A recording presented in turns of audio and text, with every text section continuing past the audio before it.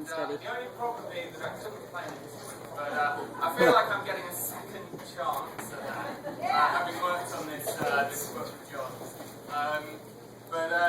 John, when I approached you, what seems like a long time ago, and said, you know what, you should have thought about writing a book.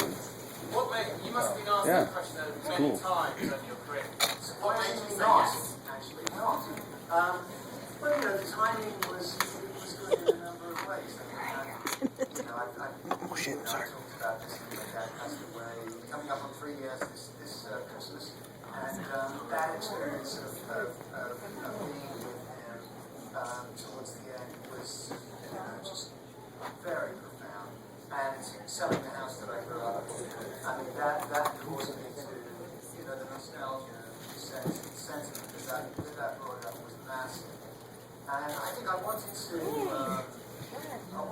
right away, I started thinking about memorializing the parents in some way. And I didn't know what art show, whether it was going to be like a concept album, but I just didn't know. And when he came to me and said, it's really interesting, right? I think that would be a really good time that I'd love to do. I thought, okay, maybe that's what it is. And then we started talking about the journey and what we could. I remember you said, we're going to do it, it's going to be in 3 years: experience, strength, and hope. That's your concept. Sound guys, do your fucking job. I like that concept. Could be better than this. And then Simon we're going to do us a big favor by losing his voice last time. Suddenly off the road for 3 months, sitting on my hand. Honey, I love you. And that's what we decided to go for. Yeah, I remember that call. I actually live in Ireland, which is just about an hour. As you all know, it's different countries in the UK, about an hour's flight. And John called and said, there seems to be cancer. I got some time. I said, you know what, that's really weird. I happen to be in London. And he said, that's fantastic. I very quickly booked a flight to get me to London. So I could be there. But I guess, this is very much your story, and we didn't talk obviously about the band and stuff, but I was wondering how did the other guys in the band take the book?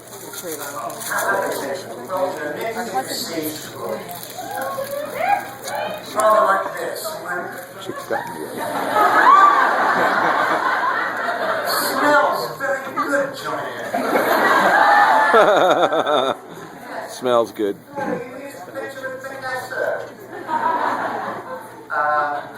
I got a lovely text from Elijah.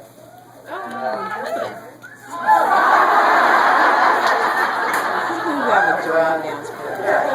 got a text from Simon. Name dropping. How you know Simon? I don't think Simon said he was going to listen to the audio, but I'm not holding it. I mean, it's true that the last people that should be reading. They lived it. They took the journey. They have their own very particular memories about how things happened. I mean, they can get something out of the first part of the book, which is growing Got a up pretty good view of it. with my parents, very much the experience of my youth. Maybe they can get something out of the third part of the book, which is about, I like to call it, becoming an adult human. I think the band section, which is primarily the middle part of the book. I mean, when Andy's book came out, I wasn't that interested in reading his take on it. And Interesting. it just felt like, he's entitled to his opinion, his take on it. I mean, I could write this book in 5 years' time, and it could have been a very different book. I was really happy, though, that the book got written at a time where it's great to be Duran Duran. And Duran Duran has had such a fantastic couple of years. We've been in the studio with Mark. So it was very, very, throughout the whole process, right, we were like, we're going to honor that band. We're not doing it, we're not dishing anybody, we're not kissing anybody. And Tom actually, I mean, several times, I would be like, I'm not sure whether Nick would like this. You go, take it out. And I'd be like, I'm not sure, whether Nick would Fucking say that. Nick. Say, take it out. To him, he wanted that. I mean, I could have worked with any number of writers that I could have worked with that would have been looking for that. People like, if we could create some kind of, negative dynamic between John and tension. the band members, that'd be great publicity for the book. But that was not what this book was about. It's a celebration, amongst other things, it was a celebration of Joanna.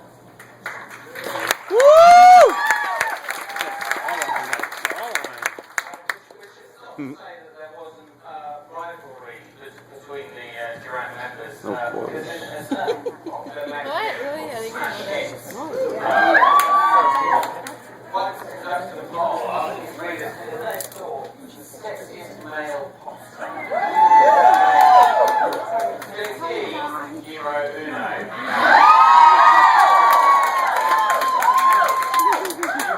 Hero Duo, SLT. George JT wanted to know, how big was the margin?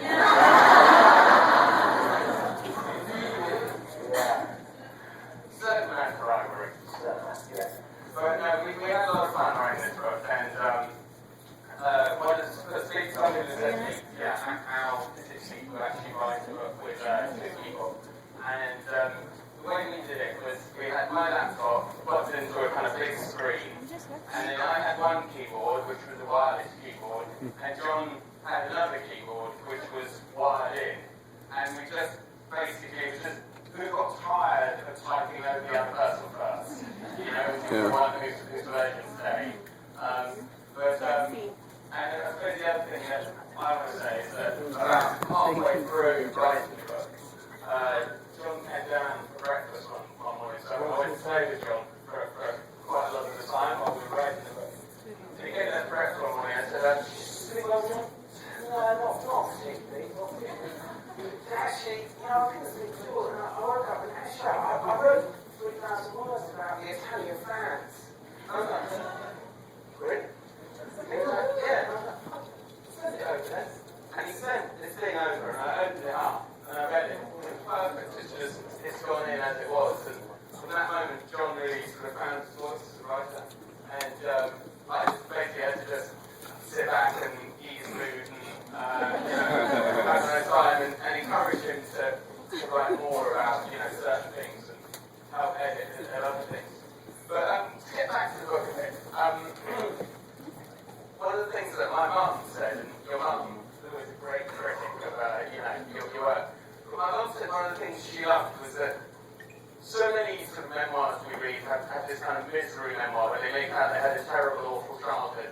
You were an only child in kind of middle class Birmingham, but you loved your childhood, really, didn't you? I did. In fact, I look back on the first 4 years really as the glory days.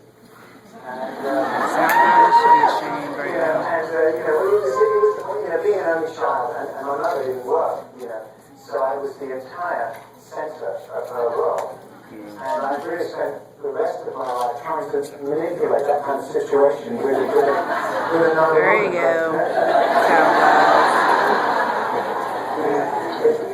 It's not standing for it. I'm not giving up work. You're not the only child. It was a fantastic. I mean, she was I call her a Catholic holic. She was a full-time member of the Catholic Church, like the old school style. And she got me on board with that, and I would go to church with her every morning. My dad, he was working in an office. He would go out in the morning. It was a classic wait till your father gets home scenario. Dad would go off, get in the car in the morning at 7:30, and he wouldn't come back until 6 o'clock. And Mom and I were left alone, with the radio. And we had a very tight bond. I think as much as anything because she had been a worker. As a young woman, and she had a lot of friends, but she kind of let all that go when she got married, and my parents moved into the suburbs, so all of a sudden my mother was kind of stranded, and I was the centre of her world, and I'm not sure quite how healthy that is, but it was what it was, But my mom loved pop music. One of the things I wanted to talk about in the book was what a fan I was. I wanted to convey that because so many of you have been there for us over the years, and we've had so much fun and crazy scenarios, over there. You're rating a phone. What are you rating? You just rating. Okay, right. It's like it's a reflex.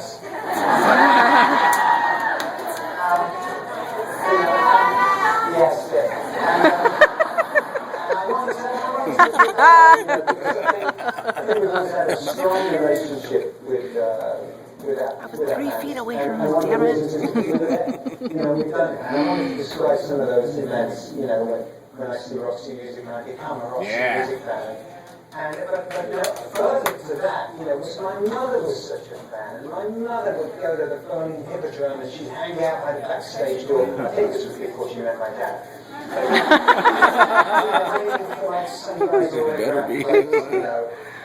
Not Frank Sinatra, but somebody like Frank Sinatra. Anyway, so I kind of inherited that idea, about pop stars and shit. Yeah. Yeah, she wanted to read them. Yeah.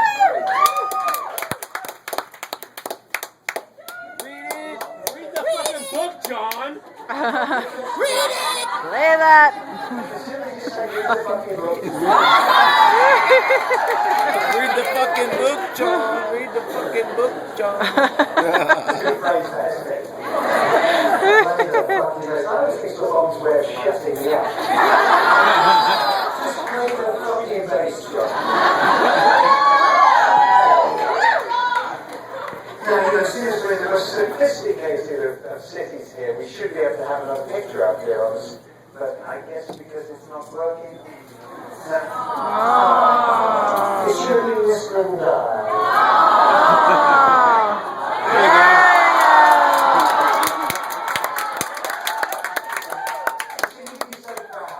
Now you're going to listen to that kind of response from you all.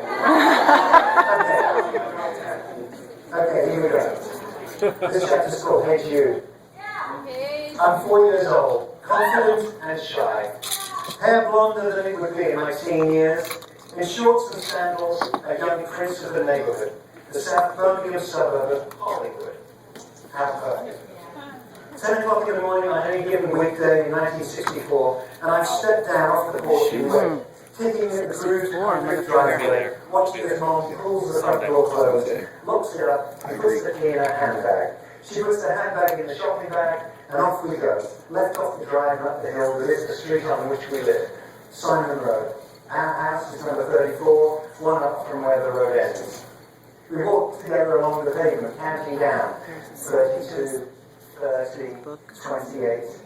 On the left side of the street are even numbered semi-detached houses, single buildings designed to function as 2 separate homes, houses twinned with number 36. Across the street, the odd-numbered houses are detached, each building a single dwelling, almost larger than ours, and so the back garden, which is along a tree line and borders at the bottom right stream. The driveway is split with space for more than one car. Later on, when I started to become a little space aware, I would ask my parents, why didn't they pay the extra 600 quid for the got us to stream at the back? I hold Mom's hand, remembering the Beatles song that is so often on the radio, as being inclined to get steeper. We reached the crest of the hill where Simon Road meets Douglas Road and turn right. We passed 12-foot-high hollybush. The only evidence I found suggests where the estate got its name. We marched on, crossing Holly Lane in front of Gay Hill Golf Club. An establishment that will see mythical proportions in my imagination as a venue for wife-swapping parties. Not that anyone in my family ever set foot in the place. There was no truth in the rumour. See, Tom made me put that in there. There was no truth in the rumour. Cars flash by at 20 or even 30 miles an hour. We make it to High Street Lane, another main artery of the neighbourhood, which must be taken if you're visiting the old Birmingham of nans and aunts and uncles, recreational parks and bowling greens.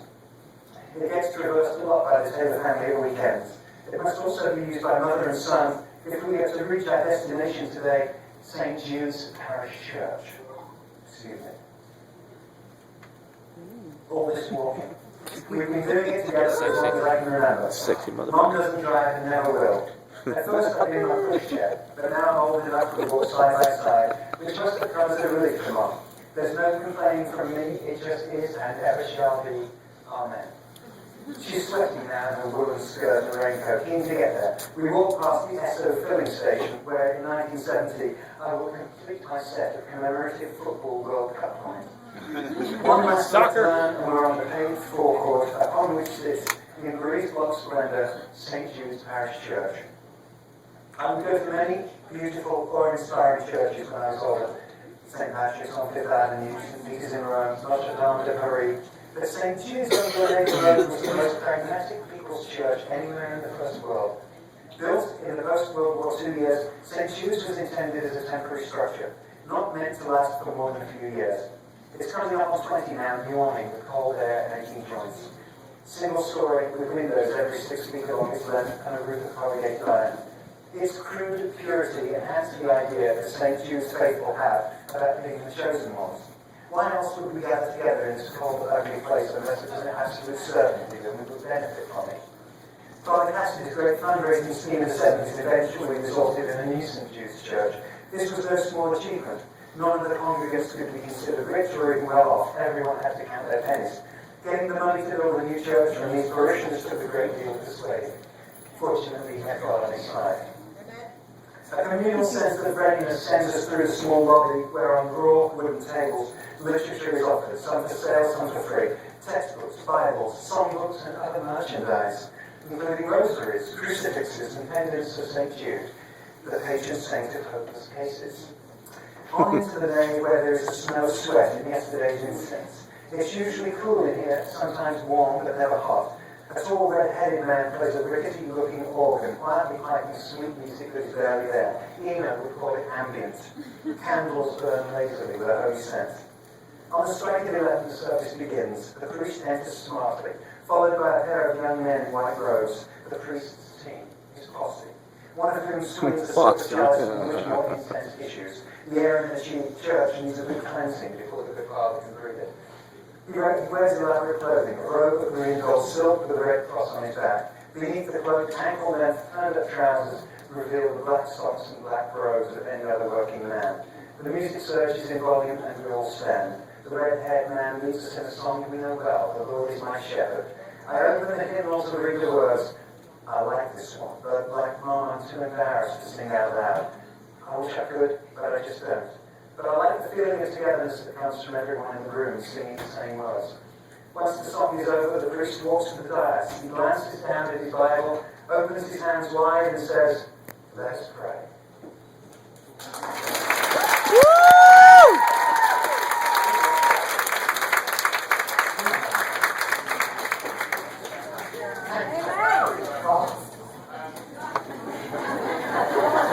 No. This hand's good.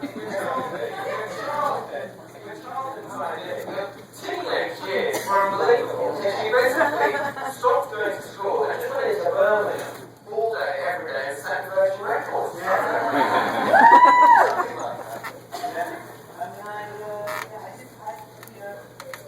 I went to high school. It was a very big school. I felt kind of lost, and I never really found my place. You know, it's interesting. I was reading, this is the guy that wrote about the tipping point. Martin Lovell. I was reading some of his writing.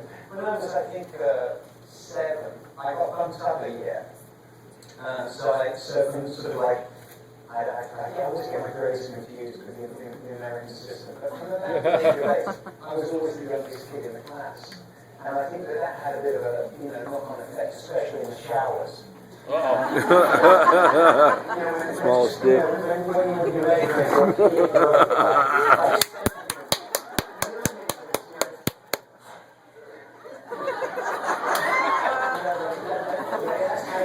your adolescence. It was a terrible time. It was a terrible time for me.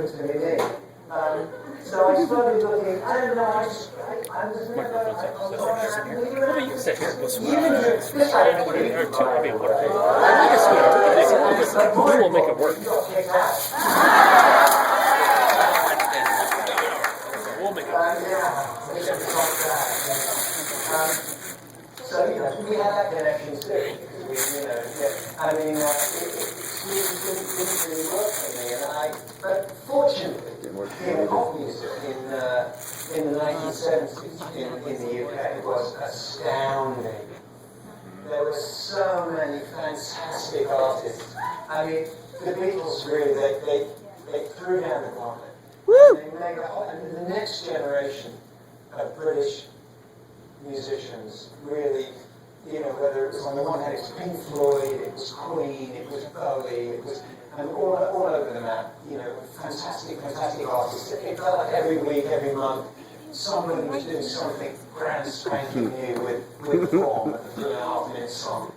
And that was where that was where my attention started going. And, you know, talk about Roxy music. Roxy music were my new landing. I remember seeing Roxy music. It's like the glory days of music right there. 1972, and I was like, wow, you know, what is that? You know, that's what I want to be. You know, I mean,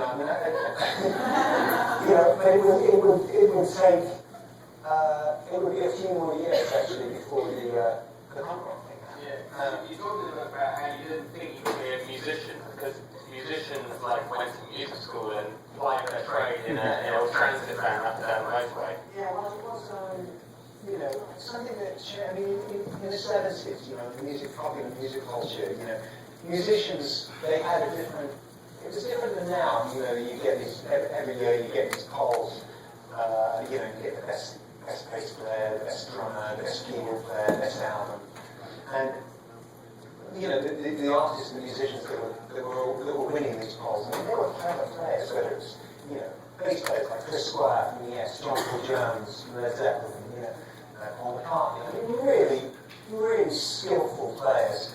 And I think it did seem to me like that. It just seemed, you know, an unrealistic kind of ambition. But, you know, when I got the bug because I really was that guy that when I met with my careers officer at the age of 15, I guess, when I'm just looking, you know, trying to define whether I'm going to go to college or whatever. And I said to him, I want to be a pop star. You know, and he said, yeah, I'm sure you do. Don't we all? But, you know, why do you... Don't we all? You really do. We're all college Absolutely. But I suppose another thing that maybe the hardcore fans will hear, but not everyone knows, is that John's actually your second name. Nigel John Taylor. Not me. I thought you said you weren't going to bring that up. But you came, John, when you started to play music, and I said that Nigel was a bit of a nerd, but John is wrong. This is a good level to introduce Nick, because like, when we had a mutual friend who was a friend of mine that went to school with Nick, and said to me, "You two are really going to go along," you know, and so we became fast friends, you know, very quickly, and we got along for a few years. Sort of, our relationship was, I suppose, 2-3 years in before we actually put it out, maybe making music together. But when I think about changing my name, I'm having a conversation with Nick. You know, and I'm thinking, I got it. Nigel's got to go. And he's thinking, it's very something about. You know, it's, he was happy with his first name. You know, so we would sort of play around with ideas, you know. I mean, Bait. I've often thought I should start with Nigel, you know. Master Because there's just so many songs out there. Steve Strange is taken. Just felt like too much of a stretch, and Nigel took a Rhodes is very much rough cool. ride. You know, I remember. It's funny. We mentioned it in the book. I mean, so much of what we wrote about. I mean, you're more of a fact checker than me, but I'm not a fact checker. I'm not a fact guy. I'm an impression guy. And I happen to mention how I remember it. I remember I was a big fan of Monty Python's Flying Circus. And one Thursday evening there was a sketch and it was called The Great Twits of History. Okay. I'm fine. And the way I remember it was all of the twits were named Nigel. The following day at school was like the worst fucking day. It was the worst fucking day. Now, cut to the book actually getting finished, and I have to say, like, since the book's been out there, I've received many emails from friends and foe alike, pointing out to me factual inaccuracies within the text. And one of them was actually the Monty Python sketch, where this friend of mine, writing to me from Munich, who actually said, John, I think you've got that wrong. In fact, it was the winner of the Great Twits of history. His name was Eric. I think Nigel came third. And you might want to, maybe, if you could change that for the second printing, maybe you might. I thought, I think it's okay. I think you get the point. Another big transformation in your image was losing your glasses. Because it's funny, like this, I guess, like we'll think of you as John Taylor, you know, and being who you are. And it's funny to think of this, you know, this different guy, this little guy in Nigel with this thing, and it's just so, you know.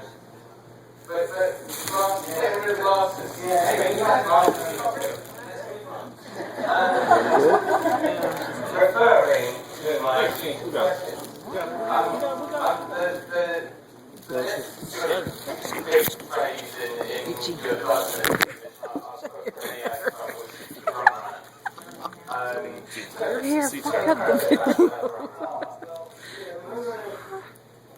Yeah, I mean, well, we were looking at, you know, another thing that Nick and I, you know, we didn't want to play the same old places, you know, we didn't want to play the same old clubs and clubs that everybody was playing. My name is. And we were all going to look at somewhere different.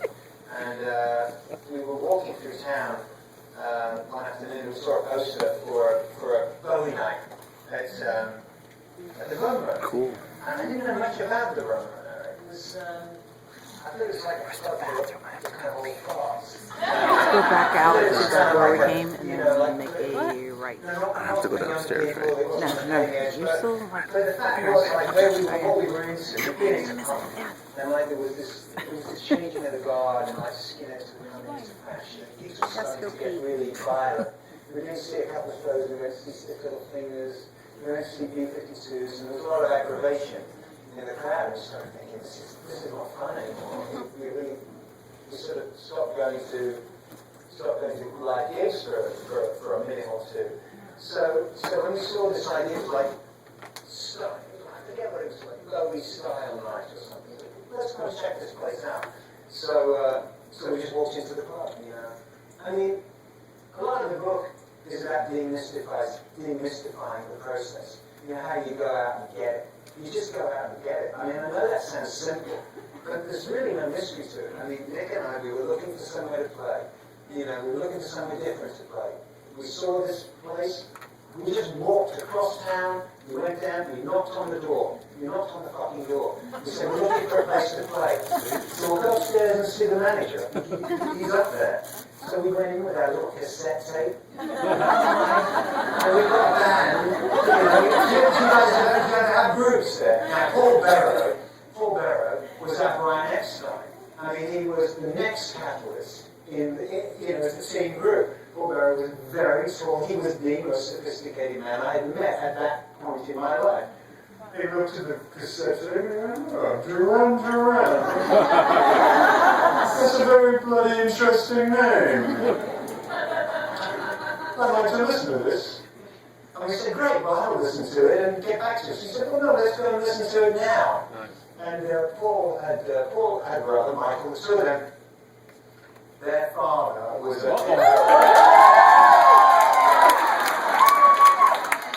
Great timing. Their father had owned a number of clubs around the city, and he'd given them a drummer to play with, basically. And they'd gone to New York, they'd gone to Studio 54, and they'd gotten inspired, and they come back to Birmingham, and they were determined to make the Rummer the funkiest club in the city with the best sound system. So they invested a lot of money into sound system, all powered up the sound system, and put on this cassette tape, which was this demo that, you know, that Nick, Roger, and I had recorded with the singer that we had at the time, Jeff Thomas, and the guitar player that we had at the time, Howard Curtis. Hey, put the cassette on, the thing sounded fucking amazing. I mean, it did, it sounded great. And right away, Paul said, well, you know, really, my brother and I are interested in getting into managing it, and we'd like to work with you. Why don't you bring the other guys down, you know, tonight to meet us? Anyway, the rest is kind of history.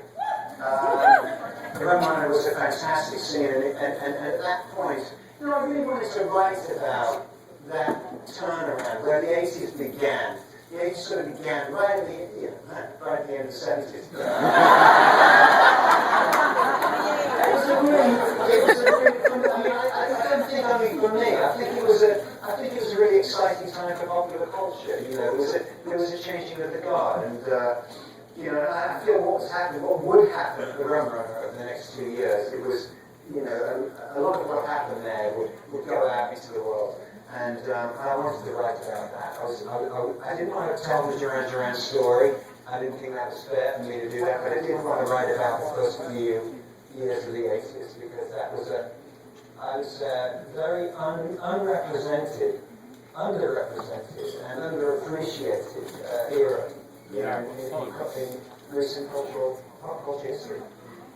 So just to, with the story, so I want to get to America, you know, this picture obviously taken in the United States, just around the corner. Really? Yeah. So that's what we were doing there. Actually, nobody had told us. You know, they said, you know, this is Boys Town. It's like, Boys Town. Yeah. I mean, America took its time to embrace you, didn't it? But I mean, but when it did, What a great embrace. yes. It takes a lot of time to make it here. You know, I mean, we talked about it in the book. I mean, Great Britain is a small place. It's what is it? Any bigger than California? I don't know. Not much. But you know, there's an insatiable appetite for new music and for novelty, and every week there's these new artists making records. I think it's kind of easy to have a hit in the UK. You know, having a hit here is something else again. And coming over from the UK, you've really got to love it. You've really got to want it in this country. We watched The Police. The Police had a really interesting. They came over. They worked in America like motherfuckers, you know. And news came back to us about how the Police were doing it. And they were playing the club circuit around, you know, across the country, and they were. You know, and they were doing it by Freddie Laker's Jet, you know, and they would carry their own instruments, you know. And so we knew it could be done, but we knew we would have to do a lot of work, you know. And I think this is the first time we came to LA, and I think Brad Elton took this picture, and we were just we played at the Roxy, and we did 2 shows, a Friday and a Saturday. And I think that was my first experience of like dabbling with the Peruvian marching powder in between the 2 shows. And the second show, I got fired off the crew. I was like, everyone's running slow. What's wrong with you guys? When you came back to America in 1982, you met lots of your biggest musical influences. You met Rob Palmer and Niall and Tony and Abaddon, I think. Those guys were sort of pivotal, and then again you came back in '83 and played in Madison Square Garden. 84, Madison Square Garden. You wrote really well about Madison Square Garden in the book. I mean, you talk about it as being the venue with the biggest ego in the world. Right. Yeah. Well, New York's, you know, New York's very proud of it. New York has an ego, you know. You get to New York and everybody says, "You guys in the gardens, hey!" Played the garden. Franklin's getting very nice there. What are you guys doing?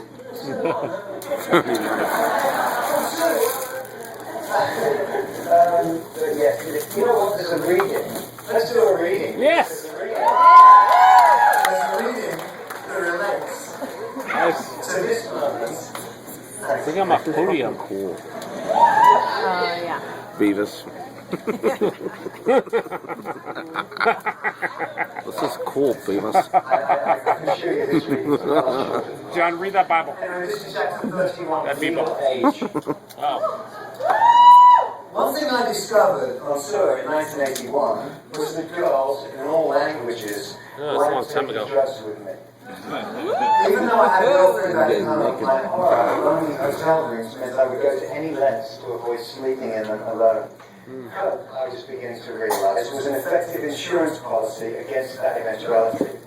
I'd been a nerd at school, I wasn't a jock or an intellectual, and had never had a regular girlfriend as a teenager. Now I only had to wink in a girl's direction. In a hotel lobby, backstage or at a record company party, and I had company until the morning. John's got it going on.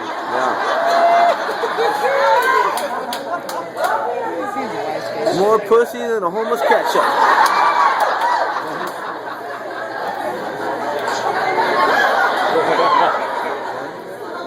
So what's the problem? What's the problem with that? Well, the trouble is, I didn't figure this out until I was almost 40. There's something about an intimate encounter of that nature with someone you barely know that jars against the spirit. You want it, but it doesn't feel quite right. And when you start doing it night after night, week in, week out, your ideas about love and sex begin to get somewhat distorted. And jumping into bed like porn star Johnny is not as easy as you might imagine, especially with someone whose first name you're not even sure of. You feel awkward, or at least I did. Maybe it was some residue of Catholic guilt. Plain old common decency. Had mother taught me something about this? The drugs and the alcohol serve to take away all these doubts, plus any inhibitions I or she might have.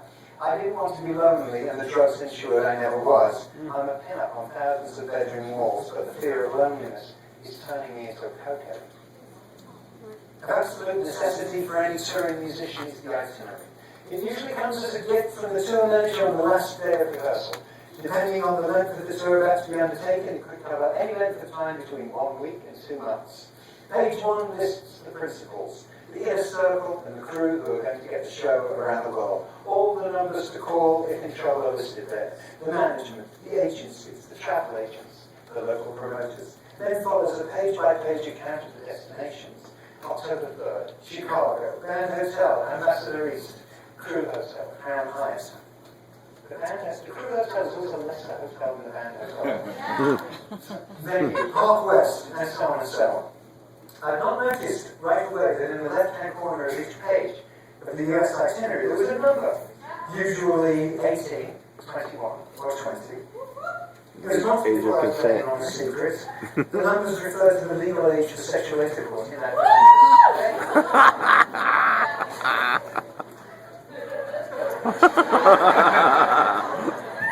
The other necessity for the touring musician is the day sheet, usually slipped under the hotel room door while the occupant is still asleep.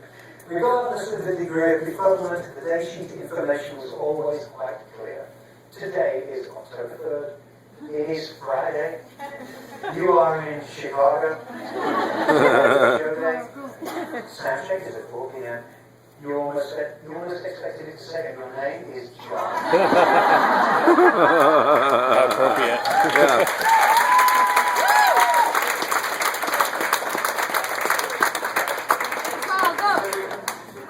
We were talking today, John, about how originally when you first came to America, you thought about New York, but you've actually been a resident of Los Angeles here in many years now. Los married to Angeles. Gorgeous fantastic designer. And your 3 gorgeous kids, Atlanta, Zoe, and Travis. And you're a sort of LA family man these days, I guess, right? Yes, I get that.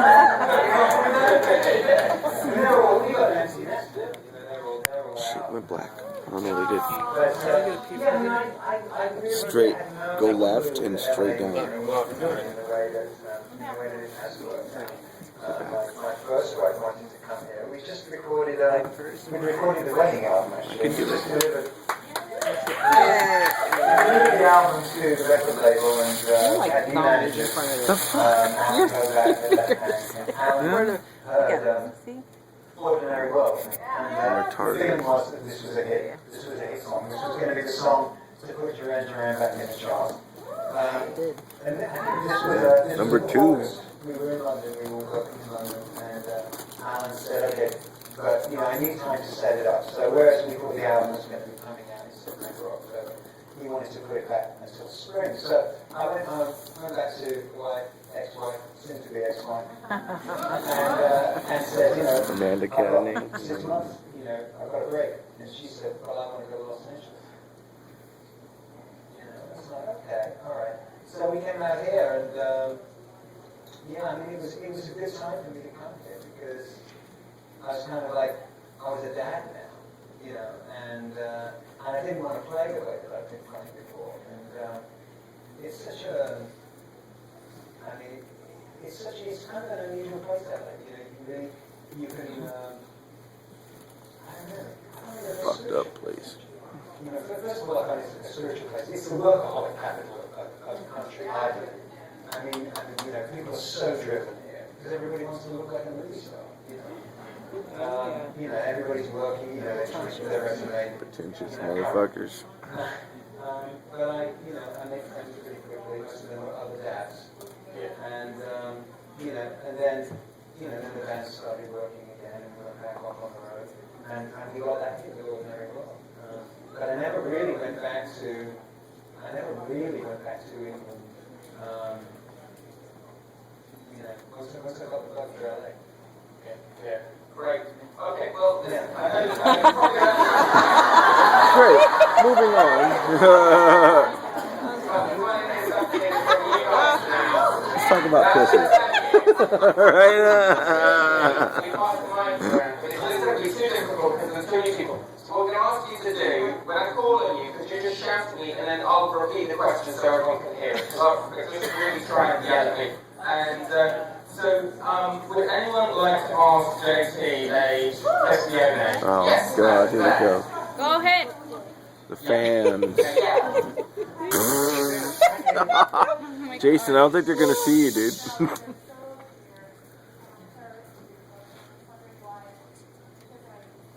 Get in there. Yeah. Well, that's a very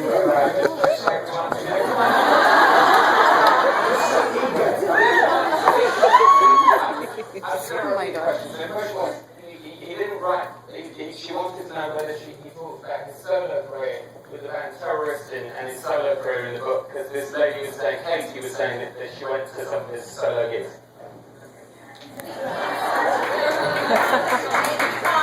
Well, I think the accident, I got to tell some of my story when I did the solo work, all of those songs, they're quite personal, and I think I got that out of my system, writing those songs, and I didn't feel the need.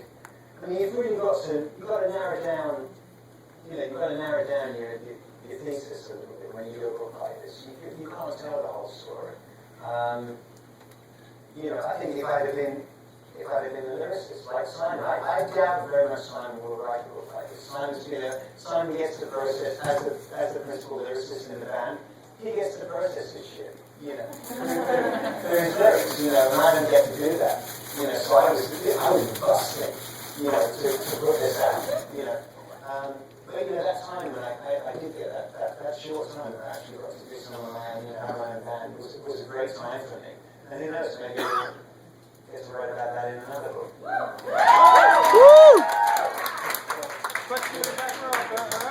Over here, left side. Sorry, just let me back.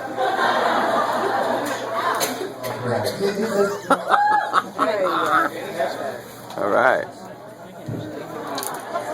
Simon. Oh,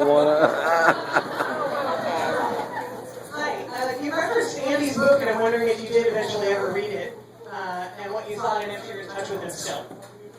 I just can't think the amount of times my own name was mentioned. Well, actually, not quite like that, but close. I got a sense of the mood of it. I'm just glad I got to write my book when I did. I was glad Andy wrote it. I'm really glad Andy wrote it. And that way I didn't have to call my book Wild Boy. Yeah. The biggest fights I had with publishers were like, no, I can't call it Wild Boy. Andy said this book was called Wild Boy. And then I'd be like, no, you can't call it Notorious. There's a book on the band called Notorious. Yeah. Like, they were the two most obvious titles. Notorious. Fast Life, isn't that a Beastie Boys song?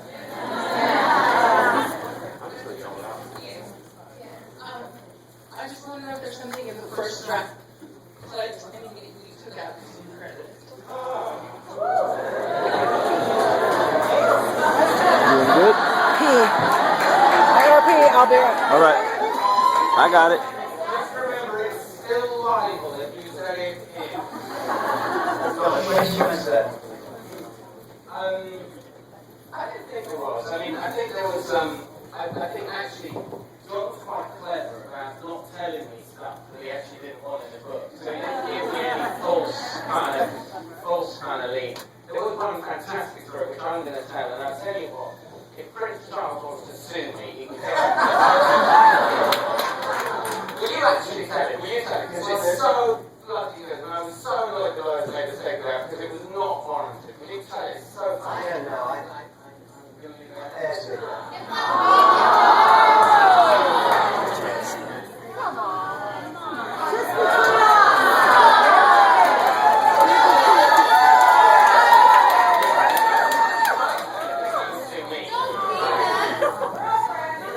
I think you're on very dangerous ground right now.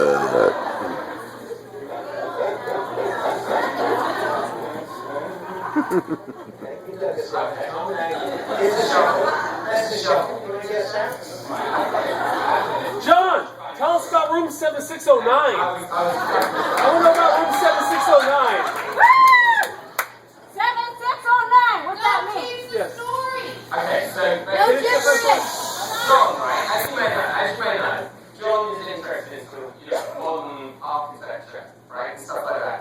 And at the time, Prince Charles was on a crusade, saying that all modern architecture was rubbish, right?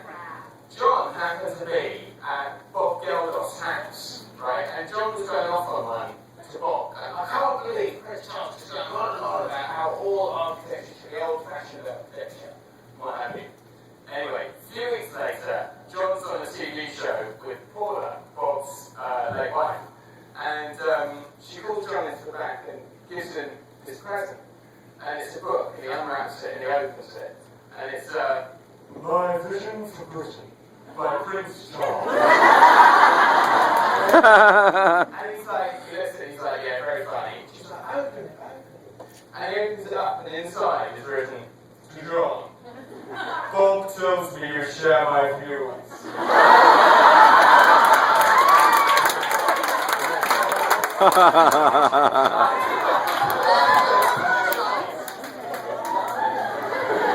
Woo!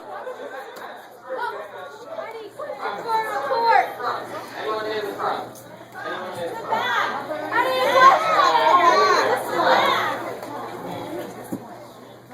Hi, John. You did a lot of work with Neurotic Outsiders in the mid-90s, and I was wondering if we're going to see you with Camp Freddy, kind of the modern version of Neurotic Outsiders. More often at our home in LA. I did that. Hint, hint. I did a Camp Freddy thing at the This year would be great. a couple of winters ago. They're hardcore, those guys. I'm sure they're every one of them. They come on, they're also ripped.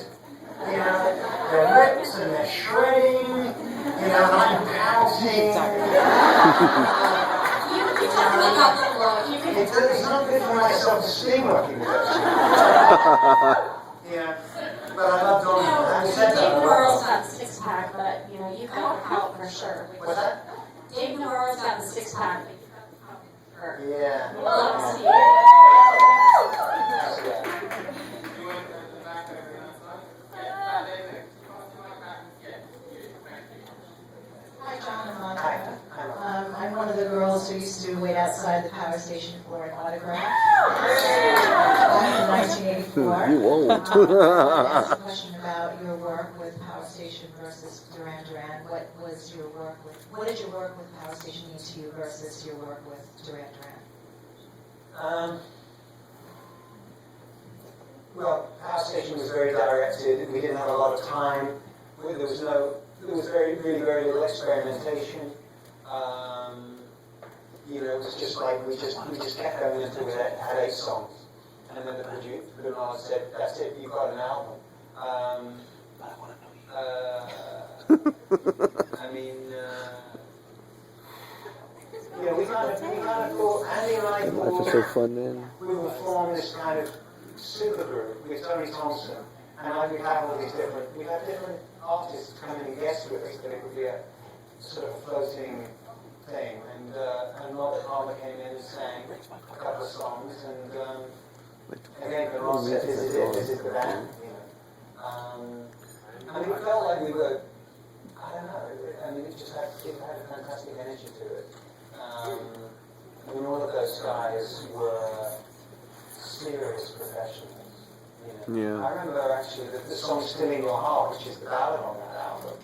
I remember working on that, and you know, sitting at the piano in the power station, and Diana Ross being there, and Diana Ross was hanging around, wanting Bernard, you know, to give her another Upside Down. You know what I mean? And so she kind of came and sat next to me on the piano. Upside down, boys turning inside out.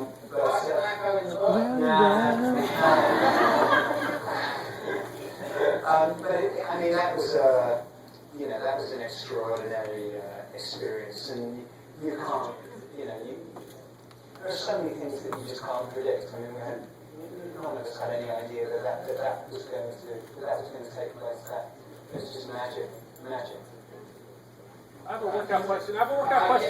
Workout question. I would like to Do it, Jason. Is there a guy over here? Yeah, this man here. Yeah, I want to hear from the guy. One of the things that's actually so interesting is now when we go to a Duran gig, there's probably just as many guys in the audience as guys. Let's get one of the guys. I have a workout question. I heard you. I'm waiting for your question to be answered. Actually, I have a musical question. How did you come up with the bass line for real? Because it seems like something that I've never heard before that, and I've never heard anything after that. And I just don't know. It's so intricate. I'll tell you how And you I've do heard it. guys try to copy it, and they don't come close. These That's questions what I are came like up with. placed. I feel like these questions are placed. I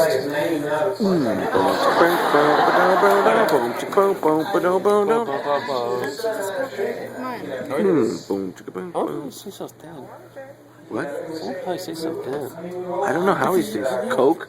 Because it's not like he has a workout body. Right. No, it's almost just. like it's almost like when you're a kid when you're thin. It's like 10-year-old body. Yeah, it is. I don't know how he does it. It's weird. I'm curious. No, I'm serious. I'm serious. Yeah, you should ask him. Yeah, because yes, I tried to. I asked him a workout question. Right. You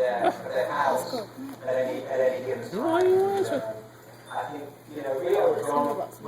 If he's a vegetarian, I'd be fine. I'm curious. I'm seriously Curious to what he eats. Yeah. Yeah. Why not?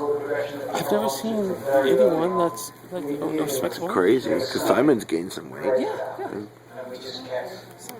I'll go up and say Simon's a fat.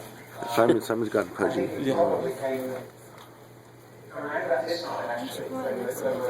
Don't stop that, Smith.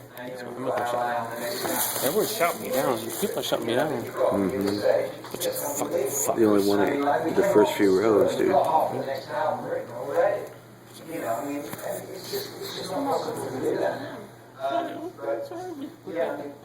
It's really about like lots of notes. I mean, Yeah, I mean, it's just trying to drive the thing ahead, you know, and be noticed, you know, to want to be noticed is that. Tunes before that, you know, the bass was kind of leaning back behind. That's a serious question. And then that's when I first started noticing the bass playing was your playing. Because it was so, it had a mid-range feel to it where it wasn't just sitting back with kick drum, it was actually its own piece. The bass was very active. Yeah, it's not a piece of income. The piece will into it, not leaning forward.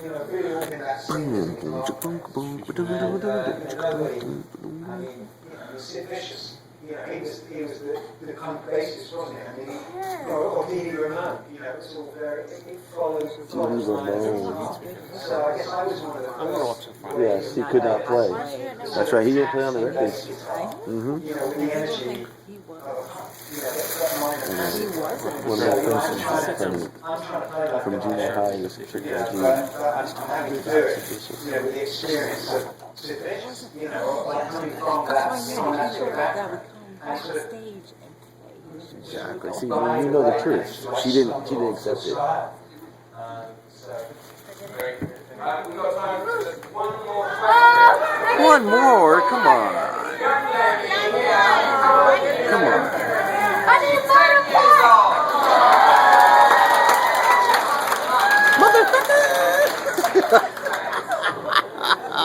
There he is, motherfucker! That's gonna forever live in my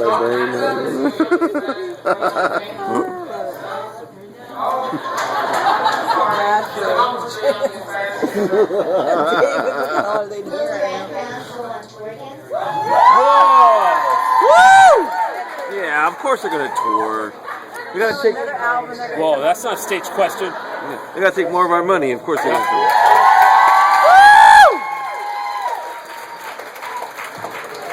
What about the Smiths? What? Come on, what? Duran. Duran. With a J. Duran. We didn't kill the Jews too? Jeez. Ridiculous. One final reading, which is that John King. Thank you for your money. Yeah, thank you for your money. He's put my name in nice big letters on the front page. Not big enough, big enough. Thank you for your money. Just a fool with the jacket too. To Fred Sandy. Wow. Give that man a Pulitzer. I better do A Pulitzer? Yeah, I I'm better not kick sure. some ass. Nobel Prize, maybe? Today, that this weekend, this book is going to be number 6 in the New York Times.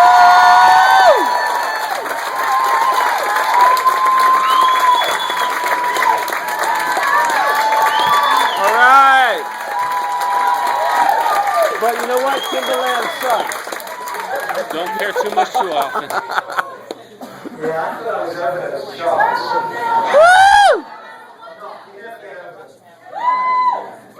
Thanks, David. Okay, we're going to read. Mumble through something, John. Once upon a time. So this is where we end the book. 17th of April, 2011. Behind the stage to the side of the ramp, our band is gathered. We stepped off the pair of golf carts that have brought us a half mile from our dressing room Sell out the outside. golf carts. The air is warm Golf carts, and electric blue. We acknowledge each other without words, using nods and smiles, back slaps and other gestures of encouragement. Instincts surge. Every other concern falls away. Since 1981, we've released our songs on vinyl, cassette tape, CD, digital audio tape, mini disc, ringtones, MP3, streaming and download, for purchase or rental. I've long since learned to relax and cease worrying about how the music finds its way to your ears. Just play, just play. As long as I keep those calluses on my fingertips hard and maintain an enthusiasm for making music, I'll be happy most of the time. We've come a long way together to get to this holy place, Coachella, and a lot has changed in the last 30 years. Cell phones, computers, SUVs, nose hair supplements, Propecia. Hair loss shit. steam rooms, saunas and gyms, Propecia. free show massage, Twitter, Spotify, and Amazon. Touring with 3,000 songs in my pocket and 30 books on an iPad. Therapy by Skype. Writing books by Skype. Great coffee everywhere. Another difference is out there where there are just as many men as women in the audience tonight. At day's end, my job is to be a catalyst for connectivity, to help bring people closer together, men and women, boys and girls. That's what the music has done for me. What hasn't changed are the notes that run up and down the neck of the bass, and the feeling that hits you when one note rubs against another in a way that sends the hair up on the back of my neck. And the sound of the crowd and the feeling of adrenaline that charges through my body when I hear it, holding that 4-string machine gun on stage less than 6 feet away from you. Simon is running through his vocal warm-ups, which we solved the rhythm about. Nick has a plastic cup in his left hand and he's taking sips from it, now reaching his right hand upward to flash a snapshot on his camera. We all fiddle with our in-ear monitors, trying the volume, listening for interference. A photographer from Spin magazine wants to take a picture. We assemble reluctantly. Everyone just wants to get on with the show. It's an outdoor festival, so tour manager Craig will not get to give his usual cue to take the house right down. Tonight, that's one of God's jobs. And what a job of it he's doing. A glittering ball of sunlight finds to stare above the horizon. A full moon appears, a late-coming VIP that takes its seat above the lighting gantry at 11 o'clock high. Nature presents for us a better light show than any human could ever have created. Nothing to see here, nothing to see here. All the signs are good.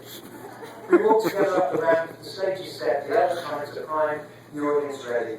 Nick walks on first, in a black net suit, borrowed from Lady Gaga. He walks across the stage onto his right, Yeah, I don't like Lady Gaga. for a moment. I'm not fucking giving it to him. No doubt. I'm signing my That's fucking, that rules. The exact sound it used to begin our first single If you're behind me, if you're on video, that'd be awesome. I gotta see that, dude. My heart is You're right behind me. There's no better time than this for me, when I'm about to take the stage, and the future belongs to me. This is what the moment feels like, so I walk out onto the stage one more time. Watch his drums kick in, an 8-bar count, and I'm in with it. The galloping groove that starts. 30,000 California kids, eyes and teeth smiling, Weird message. cameras and cell phones popping. A million tiny seductions all at once, and the music never sounded better. Thanks, guys.